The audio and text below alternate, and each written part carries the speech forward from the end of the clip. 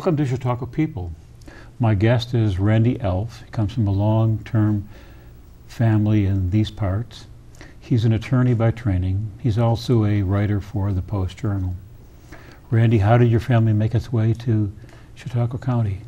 My dad is a descendant of Swedish immigrants. Really? And his father came to this country and to Jamestown when he was 6 years old. And my father grew up in Jamestown. My mother is from Iowa, was born in Manchester and in Ryan, Iowa, and met my father in Davenport, Iowa, when he was a student at the Palmer School of Chiropractic in the early 1950s. They married in Davenport and then moved here in 1954. And the family has been here ever since. So did your father practice then in these parts? He did. He practiced from March 15, 1954 until the day he died. Goodness. In 2000. Goodness. And so you probably heard lots of stories about folks in these parts and their issues and the like. Oh, yes. Now, what was your education like? I went to Jamestown schools through fourth grade. We lived on Prendergast Avenue in Jamestown between 5th and 6th Street above my dad's office, across from the First Presbyterian Church. Right. I went to Love School, and then in 5th grade my parents bought a home in West Delicate that which they owned for the rest of their married lives, and my mother was there until she passed away just a few months ago. And I went to Southwestern schools then. And then after graduating from Southwestern, I spent 4 years at Duke University in North Carolina. I know you're familiar with that part of the world. Indeed. And then after a few jobs between college and law school, I went to Syracuse for law school and have worked since then. Now, what was your major at Duke? Liberal arts program with focus on political science and some on foreign languages too. Did you write any political science papers on Chautauqua County, or was it? I did in law school. I took a seminar on law and economics in law school and did a paper for that class on how mandates were affecting the city of Jamestown. And what did you determine from your paper? That state mandates are choking the localities here, and it wasn't a new problem then, and it has continued since then. It's very tough to be in local government anywhere in New York, and including in Chautauqua County. I think it's gotten worse. Yes. With more mandates, unfunded mandates. Yes. Now, you shared with me a few years ago on camera some discoveries you had about election law and who benefits from the current procedures. I wonder if you could take a few moments and sort of recover that for our viewers here. Sure. Let's start at the beginning. Sure. We have a government of limited and enumerated powers. Government has only those powers that we, the people, have surrendered to government in the first place. The default setting, think of the default settings on your computer or your phone, is not that government can do everything it wants to unless the Constitution says otherwise. That's not it. Government has only those powers that we, the people, surrendered to government in the first place. One of those is to run elections. Right. Then comes the First Amendment, which prohibits government from restricting speech. Well, you see immediately you have a conflict. Government can run elections but can't restrict speech. And political speech is at the very core of what the First Amendment protects. Government can do two things with respect to political speech, or conceivably can. One of them is a ban is to ban or otherwise limit speech, and a ban is just a limit of 0. Then there is what's called regulation of speech. That's requiring disclosure of it. And there are two tracks on which government can regulate political speech. The most onerous one is when government requires organizations to be political committees. And then you have to register with the government, keep records, and file ongoing and continuous reports. that can be required to disclose, subject to further inquiry, all of your income and all of your spending. The Supreme Court, recognizing that that is a restriction on, and an onerous restriction on what is at the very core of what the First Amendment protects, has held that government may trigger political committee burdens, registration, record keeping, extensive ongoing reporting, only for organizations that are under the control of candidates in their capacities as candidates, or organizations that have the major purpose of nominating or electing candidates or passing or defeating ballot measures. Well, what does the major purpose mean? The major purpose mean, to determine whether an organization has the major purpose, you ask, does the organization say in its organizational documents or in its public statements that it has the major purpose, or does it devote the majority of its spending to contributions to, or what are called independent expenditures for, candidates or ballot measures? And an independent expenditure is speech that's not coordinated with a candidate, that says something like vote for or vote against, support this candidate. That's a pretty tight test. Yeah. And the reason for that test, and this is the answer to the question you asked, is that it's important for many reasons, and one of them is this. Big organizations, wealthy organizations, can afford to hire the lawyers and accountants that you need to hire to comply with all of those regulations and all of those disclosure requirements. The smaller players, the little players, everybody else, the $100,000 nonprofit organization can't afford to go to an accountant or lawyer and pay X $100 an hour to file these reports. So rather than engage in speech that is that's at the core of what the First Amendment protects, those players other than the big players, people other than the 1% sometimes, will just toss up their hands and say it's not worth it, and then they'll self-censor and be quiet. That's how these onerous laws, which some people think of as protecting us from the wealthy, actually restrict everybody but the wealthy, because the wealthy can afford to comply with them. Now, you have a legal practice. You've engaged in some election law. Have you had cases that have involved some of these principles? Several. I've had cases that have gone to the First Circuit in Boston, the Second Circuit in New York City. I've been involved in a case in the Third Circuit in Philadelphia, and another one in the Fourth Circuit in Richmond.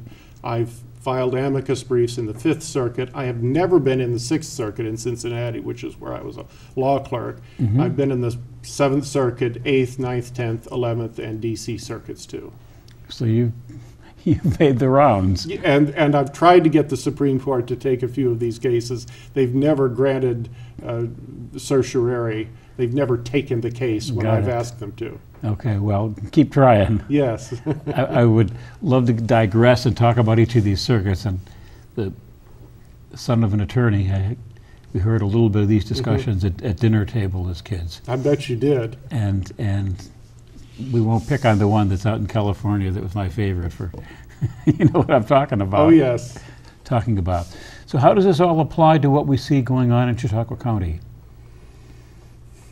Well, New York has those kind of laws as well. Yeah.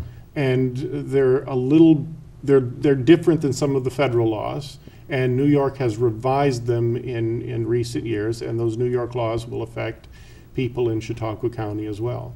There are not too many smaller organizations that are not political committees, that are not really legitimately political committees, that are active around here. So those kind of constitutional issues don't come to the fore around here. Got it. So that's not an issue. Now let's talk for a few moments then. You also do some writing for the Post-Journal. Can you tell me what the thrust of your work is for the Post-Journal? Yes, it's a weekly column. It runs on Fridays in both the Post-Journal in Jamestown and in the Observer in Dunkirk. And sometimes I write about Supreme Court issues. Sometimes I write about politics. Sometimes I do what is in effect a local feature story. Sometimes I write something about a particular holiday. I have an annual Thanksgiving and Christmas column that is about my wife and me. And that runs the day after Thanksgiving and on the Friday before Christmas every year. And then in the summertime, I do a lot of stories on events at Chautauqua Institution. During the 9-week season, I let the programs of Advocates for Balance at Chautauqua inspire the column each week. And I also go to some of the other events, including morning lectures at Chautauqua Institution. So my columns on Chautauqua run from the beginning of July, sometimes into October. Got it. Now, tell me about the ABC lectures you've done this year. What ones have struck you as being significant? A lot of them have been really good. Riley Gaines, who talked about her experience when she was in college just a few years ago, swimming on the women's team, and then much to the surprise of everyone on that team, there was a new swimmer who was coming along and beating others on the women's swim team by several body lengths. Well, if you're familiar with interscholastic athletics in swimming, you know that just doesn't happen. People win races by the lengths of their hand, maybe by the lengths of their arm, but not by several body lengths. And no one could figure out how this newcomer was doing so well. Well, it turned out that this newcomer has XY chromosomes and had been a member of men's swimming team, was a good swimmer but didn't win a lot there. But then the newcomer switched to the women's team and lo and behold was quite successful. And Riley Gaines and several of her teammates courageously said, this isn't right. This is not fair to women in sports. Right. And on top of that, the newcomer got to change in the women's locker room, which Riley Gaines called a betrayal. It was a very moving lecture that she presented, and there have been others too. ABC does a terrific job bringing diversity of thought to Chautauqua, and it should be very proud of itself. Now, I'll have a follow-up question, but I have to state, Riley Gaines, a video of Riley Gaines' presentation will run on the Access channel, and got a great video of that. That's good to go. I think it's already up on YouTube, but we'll give one copy to the channel here to run, so viewers stay tuned for that. Now, how does the law deal with cases such as this one? Title IX was meant to protect women's rights. It doesn't sound like that's what's happening. That's not what's happening. And that's what Riley Gaines and others are objecting to. It is simply not fair for someone with XY chromosomes to be competing on women's sports teams. It's an unfair advantage, especially when that person decides at age 20 or 21 or something like that, having developed all of the muscle mass that goes with XY chromosomes, to then start swimming on the women's team or participate in other athletics on women's teams. It's not fair to girls at younger ages and to women in college. It's just not. Is there a legal argument that can be made in favor of allowing males to participate in females' teams? There are new regulations that the Education Department under the Biden administration has just put out that would, if you read them carefully, seem to require letting people with XY chromosomes participate on women's teams, and would give schools the option, not require, but give them the option of letting those people change in the women's locker rooms. Wow. There are challenges to those regulations that are working their way through the federal courts right now, and there have been injunctions granted in federal district courts, and we will see where that goes. And if different circuits go different ways, maybe the Supreme Court will decide to take it. Sounds like you'd like to pick up one of those challenges if you, and it's fight a it if you very important thing for Yeah. girls and for women. And that's just one of the good programs that ABC has had this summer. Yeah. Any others? Oh, That struck you? the one by Byron York on his observations on the current political scene, and he talked a few weeks ago about the presidential election, and I agreed with him, and I said so in my column, that this election is Donald Trump's to win and Donald Trump's to lose. And this is entirely in his hands. And if he keeps his focus on the issues, he will win this election. And he will win it with more than 300 electoral votes. If he doesn't keep his focus on the issues, if he gets sidetracked in the way, and I admire this man's ideas, but if he gets sidetracked in the way everybody knows he can, he has a challenge on his hands. It's all in his. It's all in his hands. And what do you think will really happen? Are you willing to make a wager? I think car wash or something like that? I'll make the wager that if President Trump stays on the issues and focuses on policy, focuses on the issues that matter to the American people, inflation, the border, energy prices, and all across the board, he will win with more than 300 electoral votes. He will win Arizona, he'll win Georgia, he'll win Nevada, and he could well sweep Pennsylvania, Michigan, and Wisconsin. Whether he wins Minnesota, where he had a chance, but that may be harder now that the Democrats' vice presidential candidate is from there. We got to pick on North Carolina, with both having connections there. What's your call for that state? President Trump wins North Carolina. Not by 10 points, but he'll win it. Yeah, that's it. Now, are there other local issues that you've reported on that maybe you've gotten some blowback or some comments one way or another about your columns? I never get blowback about these columns. People always say they like reading them, and some people will come up and say, you know, I don't agree with you on your political beliefs, but I like the way you present things. Okay. People will say they just enjoy reading that perspective, and I tell them you can win a lot of converts if you just don't call people names. And I try not to call people names and just present the issues. There is an important issue that's coming to the fore now, and it's the issue of wetlands around Chautauqua Lake. Tell me more. The State Department of Environmental Conservation is considering regulations that will allow the state government to classify more water and more land surrounding water, including Chautauqua Lake, as wetlands. That means there will be significant restrictions on what people can do with their property. If you want to put an addition on your home, if you want to even pound a fence post, if you want to put fertilizer on your lawn, you may have to get a permit for that. Now, you might think that just affects people who own lakefront property. It does affect people who own lakefront property. And what it means is the value of their property in all likelihood is not going to grow the way it otherwise would, and it may even contract.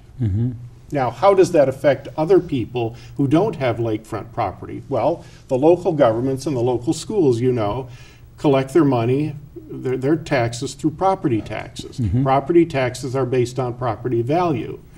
If the denominator in the property tax system goes down because the value of lakefront property goes down, and remember, the property around Chautauqua Lake constitutes about 1/4 of the total real property value in all of Chautauqua County. That's a big chunk. And if we lose a significant percentage of that value, the responsibility for the taxes that those properties paid shifts to everybody else. That means that these wetlands regulations, in all likelihood, will make everyone else's property taxes, both local governments and local schools, go up. So indeed, if I own a cottage, as I do, many blocks from the lake, on the outer perimeter of the institution, then if that goes through, I could see a direct result as an increase in the tax rate and therefore tax bill that I pay. People need to care about this, and they need to care passionately about this issue. Is New York State the only state doing this, or is I it? don't know. Okay. And what seems to be the timeline when this might be implemented? The regulations would go in effect on January 1. 2025. Yes, 2025. So that's 4 months away, breathing down us. The hearings on the regulations are late in the summer and early in the fall. Okay. And then the regulations are scheduled to be adopted effective January 1, 2025. So this would be basically the state government deciding this is the regulation, this is the way it is, Yes. without, supposedly after listening to what the community would say. Correct. What's the logic behind this? Are they afraid people are poisoning lakes and therefore they would save the lake? or- They need to answer that. Okay. Probably on their best day, they would express concern for the environment. Uh-huh. And I agree that we need to conserve our environment. Yeah. And preserve and conserve that great trust we have for all of the coming generations. Right. But part of that conservation involves responsible use of our waterways, and we need to do that. Mm-hmm. We have and everybody around Chautauqua Lake knows this, let Chautauqua Lake deteriorate badly over the course of the last several decades. Weeds have gotten way out of control, and I am now old enough to know what the lake was like several decades ago. In that many more decades, I shudder to think what that lake will look like. Mm-hmm. And what feeds the weeds? A lot of it is discharge from decades ago Uh-huh. when untreated sewage went right into the lake. Okay. And so that is still on the bottom of the, Yes. of the lake? It just Yes, precipitated out? yes. Someone who knows way more about this lake than I do has said that in strategic ways, in strategic places, that lake needs dredging. Wow, wow. And we hope to have a science-smart person here on Chautauqua People. We thought we had it lined up this year, but it fell through, and I've got some other folks we hope to bring it in. I don't want somebody who's going to come in and talk about regulations, not a government person, but someone who simply knows the science of it and can discuss it objectively. That's a good program. Yeah, yeah. Now let's add just a couple more items, and then we'll finish it up. So you then graduated from law school in North Carolina. You probably took the bar exam up here in New York, Yes. and you clerked along the way for whom? For two judges, a federal district judge in Mobile and a federal circuit judge in Ohio. Okay. Are those jurisdictions different than what we would see here, substantially?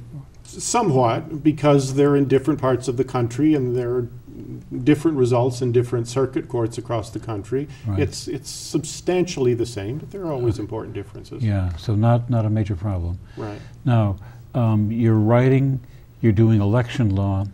Do you have any other emphasis in your professional work at this point? That is what I have focused on for an extended time. Uh-huh.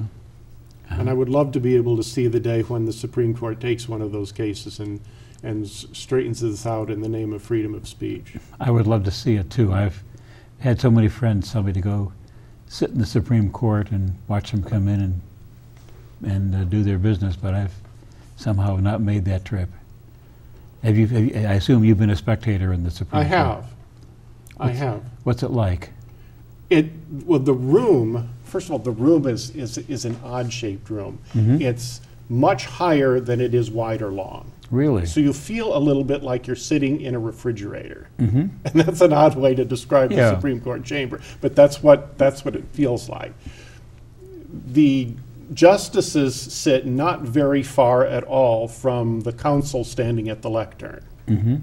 They sit on a dock, on a bench that is a semicircle, and I wouldn't say surround the counsel who's speaking, but are very close to it. And then the audience in a good size but not really large courtroom sits in the chairs right in front of the bench. Now, is the audience forced to turn over, or how do you get a seat there? Stand in line. You stand in line? Stand in line on the morning of the event. There's a section for people who are admitted to the Supreme Court bar, and they can sit up front. That's one line. And the general public can come in too. Is that hard? Is it hard to get a seat normally? No. No. So No. Just show up early in the morning, stand in line on a big controversial, let's say, case. Yeah. You might expect that line to be very long. Yeah. But on the ordinary day, it's not. It's worth going in there and seeing. Really? Yes. Really. And how long does one expect to sit then? The session, the oral arguments tend to start at 10 a.m. and they tend to be finished by noon. They Goodness. usually hear 2 each day, an hour apiece. Goodness. And then the decision comes out Months some point later, yeah. months later. Now, most decisions are announced online, or do they read them, or what's the current? They're announced in the courtroom. Okay. Sometimes they're read. Sometimes, if it's the justice who wrote the opinion who can decide whether to read that justice's opinion, whether that's the majority opinion or a concurrence or a dissent or whatever, and they go in order of seniority. And I guess what Clarence Thomas now is he this? Well, he's not the chief, Right. but he's has the greatest seniority, does he not? He is the senior associate justice. He's been there since 1991. Okay. And in 2028, he will be the longest serving Supreme Court justice in American history. Wow. And I hope he stays that long. I hope he favors us with his presence for that long and beyond. Got it. I heard it. Apparently, I can't resist this, but I heard him give a graduation address at Campbell, and it was a spot-on address for that campus and the way people carry themselves and the values of the institution. He's very good. And every time he gives a speech, he writes a new speech. He doesn't have a stump speech. Really? Right. Justice Scalia encouraged him to get a stump speech and get out on the stump and spread the word. It's not his style. Yeah. Now, for many years, people made comments that he would not ask questions from the bench, and that presumably has changed. That has changed. That changed, and I don't know that it was for this reason. When Justice Scalia died, that started to change. And then when COVID came along and they were conducting hearings not in the courtroom but from their own offices, and the oral arguments were conducted by phone, the justices took turns asking questions, and they did it in order of seniority. Well, then it came to Justice Thomas, and he started asking questions, and he's kept up that pattern ever since. Isn't that remarkable? He's really insightful. He's really good. And this is a man from, to put it mildly, very humble beginnings. Yeah. And people said nasty things about him while he didn't talk, but what a marvelous change. Yes. So, Randy, we are about out of time here, gone well over. What else do we need to cover? I appreciate all of the people who have comments about the column of mine that runs in the newspaper, in the Post-Journal and in Observer on Friday, and I would encourage people, if there are topics that they'd like to hear, to be in touch with me and make the suggestion. That's terrific. I think I need to start reading the local paper on Friday. You can do that. You can buy the paper. It's good to buy the paper. People need to support the local newspapers, and they need to subscribe and get the paper at home. Indeed, indeed. Thank you very much. Thank you for having me. This has been great fun. And do come back when we know a little more about the lake. We'll do that. See you now.